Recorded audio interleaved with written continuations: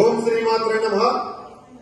మన జంగారెడ్డి పట్టణానికి ఊరికి ఉత్తరాన కొలువైన శ్రీ శ్రీ శ్రీ నూకాలమ్మ అమ్మవారి దివ్యాలయంలో అత్యంత వైభవంగా కార్తీక మాసోత్సవాలు ఇవాళ అత్యంత వైభవంగా లక్ష దీపోత్సవ కార్యక్రమం ఆలయ ప్రాంగణంలో ఏర్పాటు చేయడం, దీనికి వేలాది మందిగా జంగారెడ్డి పట్టణమే కాకుండా పరిసర ప్రాంత ప్రజలందరూ కూడా వచ్చి వేలాదిగా ఈ కార్యక్రమంలో పాల్గొని దిగ్విజయం చేసినందుకు పట్టణ కమిటీ తరఫున మరియు ఆలయ కమిటీ తరఫున మహిళలందరికీ కూడా నా హృదయపూర్వక అభినందనలు, ధన్యవాదాలు తెలియజేసుకుంటూ, అలాగే రానున్న రోజుల్లోని ఇంకా దినదిన అభివృద్ధి జంగారెడ్డి పట్టణమే కాకుండా పరిసర ప్రాంతాలు కూడా పెరగాలని, అమ్మవారి ఆశీస్సులు అందరికీ ఉండాలని, ఈ అమ్మవారి కార్యక్రమాన్ని సహకరించిన దాతలందరికీ కూడా ఆలయ కమిటీ తరఫున హృదయపూర్వక అభినందనలు, ధన్యవాదాలు తెలియజేస్తున్నాం. జై నూకాలమ్మ, జై జై నూకాలమ్మ.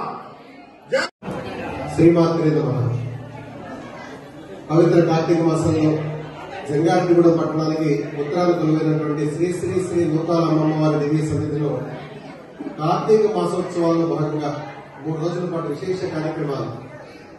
సాధారణంగా ప్రతి పౌర్ణమికి అమ్మవారి ఆలయంలో చండీ హోమాన్ని నిర్వహిస్తూ వస్తాం.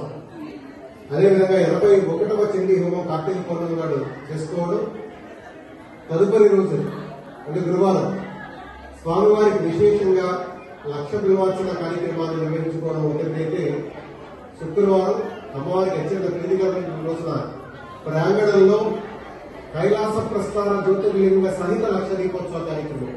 కైలాసంలో ప్రమదగణాలతో భగవంతుడు ఎదురుగా పరమశివుడు కొలువై ఉంటాడు. అదేవిధంగా అన్ని ప్రమదగణాలని ఆవాహన చేసి అర్చన చేసి నిర్వహించినటువంటి విశేష కార్యక్రమంగా ఈ లక్ష దీపోత్సవ కార్యక్రమాన్ని చెప్పుకోవాలి.